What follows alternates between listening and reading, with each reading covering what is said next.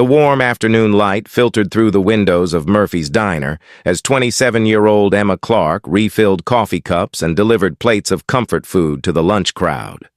Her blonde hair was pulled back in a practical bun, and despite working a double shift, she moved with the graceful efficiency that had made her a favorite among the diner's regular customers.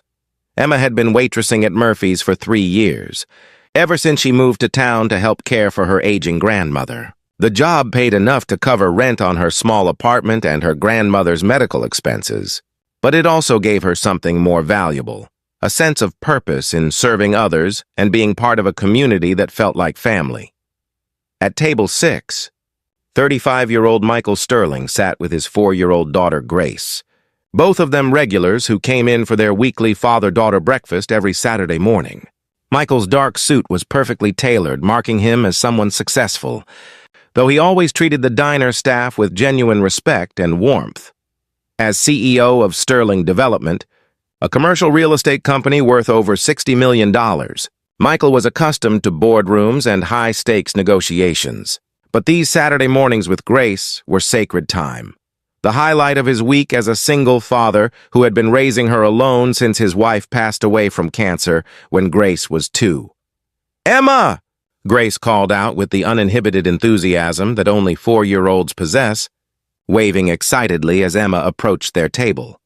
"Well, hello there, beautiful girl," Emma said, crouching down to Grace's level with genuine warmth.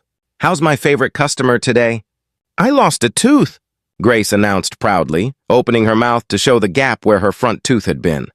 "Oh my goodness, that's so exciting," Emma replied with the kind of authentic enthusiasm that made children feel truly heard. "Did the tooth fairy visit you?" "She left me $2 whole," Grace said, her eyes shining with wonder. Michael watched this interaction with the familiar mix of gratitude and something deeper that he felt whenever he saw Emma connect with Grace.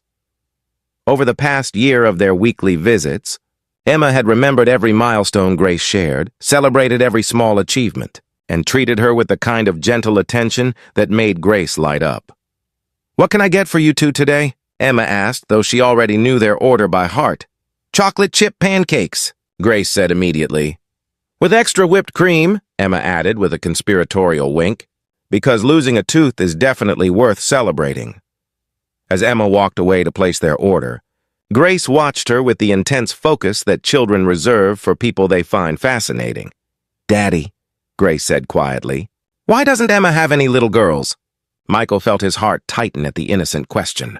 "I don't know, sweetheart. Not everyone has children." "But she would be such a good mommy," Grace said with the matter-of-fact wisdom that sometimes startled Michael with its clarity. "She always remembers what I like, and she makes me feel happy when I'm sad." Michael had noticed this too. The previous month, when Grace had been upset about a scraped knee from the playground, Emma had sat with them for 10 minutes, distracting Grace with stories and gentle humor until the tears stopped. It wasn't part of her job, but Emma treated Grace with the instinctive care of someone who understood children's emotional needs. When Emma returned with Grace's pancakes and Michael's coffee, she noticed that Grace seemed quieter than usual, picking at her food instead of diving in with her typical enthusiasm. "Everything okay, honey?" Emma asked gently, sitting on the edge of the booth beside Grace. Grace looked up at Emma with serious blue eyes. "Emma, can I ask you something important?" "Of course you can. You can ask me anything." Grace glanced at her father, then back at Emma, taking a deep breath as if gathering courage for something momentous. "Can you be my mommy?" The question hung in the air like a prayer, innocent and heartbreaking in its simplicity. Emma felt her breath catch as she looked at this little girl who had just asked the most profound question possible with complete sincerity. Michael felt tears spring to his eyes immediately, his chest tightening with a mixture of love for his daughter and awareness of the enormous weight of her request. "Oh, sweetheart," Emma said softly, her own voice thick with emotion. "That's the most wonderful thing anyone has ever asked me." "Is that a yes?" Grace asked hopefully. Emma looked at Michael, whose face showed a complex mixture of surprise, emotion, and something that looked like longing. She realized this wasn't just a child's innocent question, but a moment that could change all their lives. "Grace," Emma said gently, taking the little girl's hands in hers. "Being someone's mommy is a very special thing. It means loving them and taking care of them and being part of their family." "But you already do that," Grace said with 4-year-old logic. "You remember when I'm sad, and you make me feel better, and you always know what I like to eat." Emma felt tears beginning to flow as she looked at this child who saw love so clearly and simply. "You know what, Grace?" Emma said, glancing again at Michael, who nodded almost imperceptibly.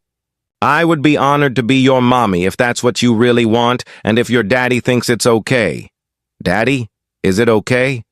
Grace asked, turning to Michael with hopeful eyes. Michael looked at his daughter, then at Emma, seeing not just the kind waitress who had brightened their Saturday mornings, but the woman who had been showing them both what love looked like in daily practice. "I think," Michael said carefully, his voice emotional, "that if Emma wants to be part of our family, and if you want her to be your mommy, then we should talk about how to make that happen." Grace clapped her hands with joy, but Emma held up a gentle hand. "Wait, sweetheart. This is a big decision that grown-ups need to talk about carefully. But I want you to know that I love you very much, and I love spending time with you and your daddy."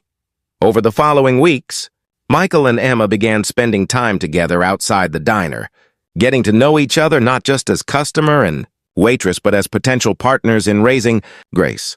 What they discovered was a natural compatibility that went far beyond their mutual affection for Grace. Emma learned that Michael was not just successful but thoughtful, that he had built his business with the same attention to detail and care that he brought to fathering Grace. Michael discovered that Emma's warmth and intuition with Grace reflected a deeper wisdom about relationships and human connection that had nothing to do with formal education or social status. "You know," Emma said one evening as they watched Grace play in Michael's backyard, "I've never imagined myself as a mother before. But with Grace, it feels like the most natural thing in the world." "Grace knew what she needed before any of us did," Michael replied. "She saw something in you that took me longer to recognize, but once I saw it, I couldn't imagine our lives without you in them." 6 months later, Emma and Michael were married in a small ceremony at the community center where Emma had volunteered.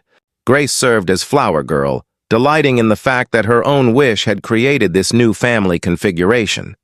Emma continued working at Murphy's Diner, but now as co-owner with Michael's support, transforming it into a community gathering place that served not just food but connection and support for families throughout the area.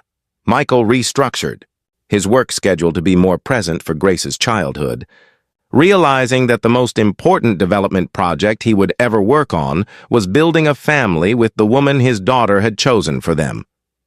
Grace thrived with Emma as her mother, finally having the daily maternal presence she had been missing, but she never forgot that she had been the architect of her own family's happiness. The booth at Murphy's Diner where Grace had asked Emma to be. Her mommy became their family's favorite spot for Sunday dinners, a reminder that sometimes the most important questions are asked by children who see the world more clearly than adults.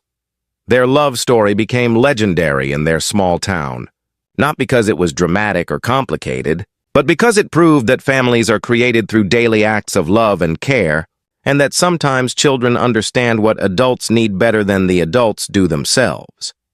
Grace's question had been simple and direct, but it had revealed a truth that transformed 3 lives, that love isn't about biology or legal documents, but about the choice to show up for each other with consistency, patience, and joy. The tooth fairy money that had started their conversation that day was saved in a special jar, not for its monetary value, but as a reminder that magical things can happen when we have the courage to ask for what we need and the wisdom to recognize love when it's offered to us. If this story reminded you that children often see solutions that adults miss and that the most important families are built through daily acts of love rather than legal obligations, please give it a like and share it with someone who might need encouragement about creating family in unexpected ways. Subscribe for more stories about how love finds us through the wisdom of children and the courage to ask for what we need. And please comment below about a time when a child's wisdom changed your perspective, or when someone became family through choice rather than circumstance. Your story might inspire someone else to recognize the love that's already present in their life.